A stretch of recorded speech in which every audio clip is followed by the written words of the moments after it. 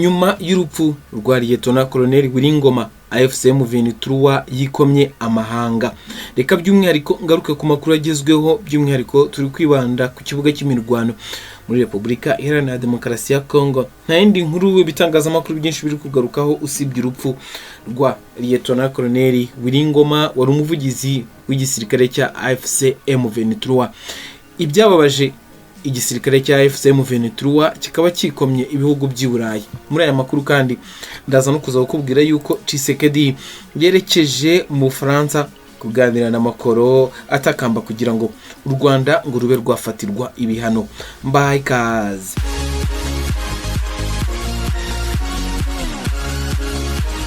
Nkuko nari maze kubigarukaho, umutwe wa AFC M23 wikomye amahanga akomeje kutagira ikintu na kimwe ku bitero bikomeye ingabo za leta ya Repubulika Iharanira Demokarasi ya Congo zikomeje kubagabaho, mu gihe wo yufashe icyemezo cyo kwirwanaho birangira wamaganiwe kure.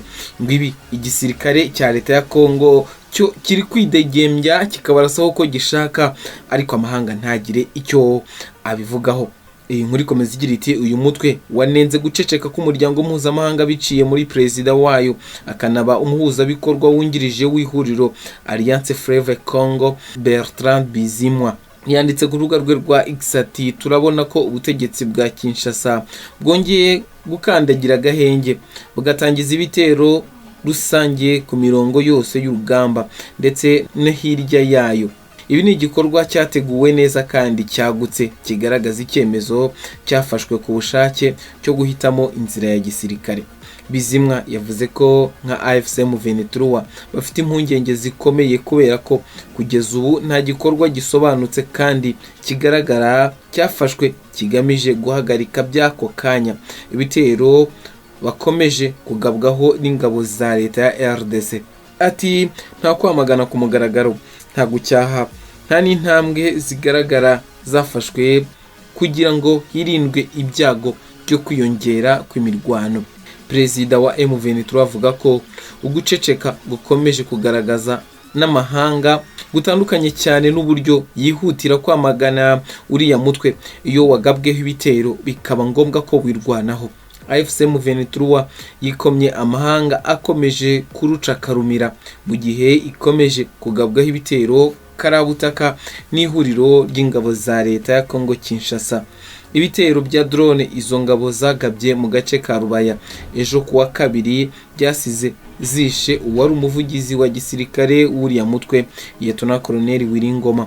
Amakuru kandi avuga ko kuri uyu wa gatatu ingabo za leta zakajije ibitero kuri uyu mutwe by'umwihariko muri teritwari ya Masisi ahakomeje kubera imirwano ikomeye. AFC M23 kandi irashinja ingabo za Kinshasa kugaba ibitero muri Kivu y'Amajyepfo nk'agace ka Rutigita, muri Minembwe, muri Kitazungura, muri teritwari ya Karehe ndetse no mu Rugezi muri Minembwe.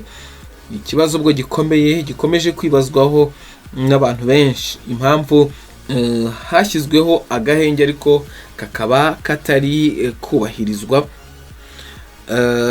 Bikaba ari ibintu bikomeje gutera ikibazo ndetse abantu benshi bakavuga yuko byanze bikunze M23 iraza kuza kwihorera binavuye no ku rupfu rw'umuvugizi wayo mu bya gisirikare Lieutenant Colonel Wiringoma wari umaze kumenyekana cyane. Ariko abandi bantu babirebera hirya bakavuga batese urupfu ntirwaba ari baringa Wiringoma atapfuye ahubwo akaba ari uburyo M23 ishaka gukoresha kugira ngo ize kuza kujya kwihorera cyangwa ize kuza kwatsa umuriro ivuga ati barengereye natwe tugiye kwirwanaho, natwe tugiye kwihorera. Bamwe babikurikiranira hafi bakavuga bati hashobora kuzamo umuriro ukomeye ku buryo iyi ntambara igiye guhindura isura bakaba bagiye kurwana icyo twakwita nk'umuhenerezo. Ni mu gihe kandi n'ubusanzwe Kinshasa iticaye ikomeje kuzenguruka amahanga itakamba kugira ngo u Rwanda rube rwafatirwa ibihano. Ubu tuvugana Tshisekedi yagiye mu Bufaransa, yagiye guhura na Emmanuel Macron ari gusaba ku Rwanda nyine rwafatirwa ibihano. Ni byagiye bigarukwaho n'ibinyamakuru bitandukanye cyangwa n'ibihugu bitandukanye byagiye bivuga yuko u Rwanda ngo rugomba gufatirwa ibihano kubera yuko ngo rufashe umutwe wa M23. Reka tugaruke kuri inkuru y'urugendo rwa Perezida Felix Antoine Tshisekedi wa Repubulika na Demokarasi ya Kongo utegerejwe i Paris mu Bufaransa, aho agomba kujyanwa na gahunda cyangwa aho gahunda zimujyanye zirimo gutakambira mugenzi we Emmanuel Macron kugira ngo amufashe gufatira u Rwanda ibihano. Tshisekedi ari Burayi kuva mu mpera z'icyumweru gishize, aho kuwa gatandatu yagiye mu Bubiligi mwibanga mu rwego rwo kwivuza no kwibagisha byoroheje. Amakuru aturuka mu bantu be ba hafi ye bavuga ko nyuma yo kuva i Buruseli agomba kwerekeza i Paris mu Bufaransa, aho agomba guhurira akanagirana ibiganiro na mugenzi we Emmanuel Macron. Ibiganiro by'abari abayobozi cyangwa by'abayobozi bombi bizabera muri Perezidansi y'Ubufaransa. Amakuru avuga ko bigomba kwibanda ku ntambara yo mu burasirazuba bwa RDC ndetse no ku kibazo cy'ibihano bigomba gufatirwa u Rwanda. Usibye Tshisekedi, amakuru yemezwa n'ikinyamakuru RSI Afrique aravuga ko kuri uyu wa kabiri Macron agomba kwakira i Paris abandi bakuru b'ibihugu byo ku mugabane wa Afurika barimo Colonel Michel wa Madagascar na Alassane Ouattara wa Cote d'Ivoire. Ejo kuwa gatatu nibwo byatezwe ko agomba guhura na Tshisekedi. Kwa 23 Mutarama uyu mwaka Tshisekedi nibwo yaherukaga guhura na Perezida Emmanuel Macron nyuma y'uko Perezida w'Ubufaransa yari yamutumiye i Paris. Nyuma yo kugirana ibiganiro byibanze ahanini ku ntambara yo mu burasirazuba bwa Congo, Macron yijeje Tshisekedi ko Ubufaransa bushyigikiye byimazeyo ubusugire n'ubwigenge by'ubutaka bwa Repubulika Iharanira Demokarasi ya Kongo ndetse n'imbaraga zikorwa kugira ngo hagerwe ku gahenge gafatika kandi gashobora kugenzurwa mu burasirazuba bwa Kongo. Mu kwakira 2025 nibwo Macron yari yahuye na Tshisekedi ubwo bari bitabiriye inama yigaga ku kibazo cy'ubutabazi muri Repubulika Iharanira Demokarasi ya Kongo.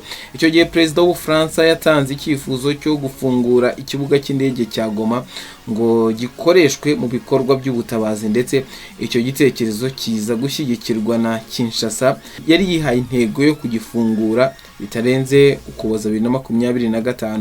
Iki cyifuzo icyakora cyaje guterwa utwatsi n'umutwe wa M23 ugenzura umujyi wa Goma, igaragaza ko gufungura kiriya kibuga bitari mu nshingano z'Ubufaransa ndetse ko bitari bikenewe mu gihe leta ya RDC yari ikomeje kugaba ibitero bya drone mu bice bituwe n'abaturage benshi. Ngayo nguko rero ibyo amakuru akomeje kuvugwa ku kibuga cy'imirwano. Igisirikare cya M23 cyo kiragira kiti twamaganye amahanga cyangwa twifatiye ku gahanga amahanga akomeje kujenjeka cyangwa akomeje guceceka ibikomeje kubera muri Repubulika Iharanira Demokarasi ya Kongo, birimo n'ibitero igisirikare cya Kongo gikomeje kubagabaho, ibitero byanahitanye umuvugizi w'igisirikare cyabo Afande Lieutenant Colonel Wiringoma. Ntabwo biremezwa ngo M23 yasohora itangazo ibyemeza cyangwa Kongo ibe yabyemeza yuko yamwishe, nubwo yabaye nk'ibivugaho kuri X mu butumwa yashyize hanze ariko igahita yongera ikabusiba. Ariko igihari nuko amakuru menshi amasoko menshi aremeza yuko uyu mugabo yaba atagihumeka umwuka w'abazima. Abandi bakavuga bati bishobora kuba ari siyasa cyangwa ari bya bintu bya politiki, akaba ari ukujijisha cyangwa akaba ari igihuha batayemo abantu kugira ngo M23 ibone uburyo ivutura aduyi bahanganye. Ariko reka utegereze turebe ese biraza kuza kugenda bite. Ese nibyo Kongo yaba yavutuye haduyi nayo ihanganye nayo, kuko buri muntu uhanganye nawe nyine abaraduyi. Kongo igisirikare cya FARDC aduyi wacyo ni M23 aduyi wayo ni FARDC. Nuko nyine baba bahanganye, twe tuba duhagaze hagati nk'abanyamakuru tukabagezaho iba biri kuvugwa uko biba byifashe, ntabwo tuba dufata uruhande. Nyamuneka turabakunda cyane, amakuru n'ibiganiro mugomba kubisanga ngaha nta na gato kavuyeho.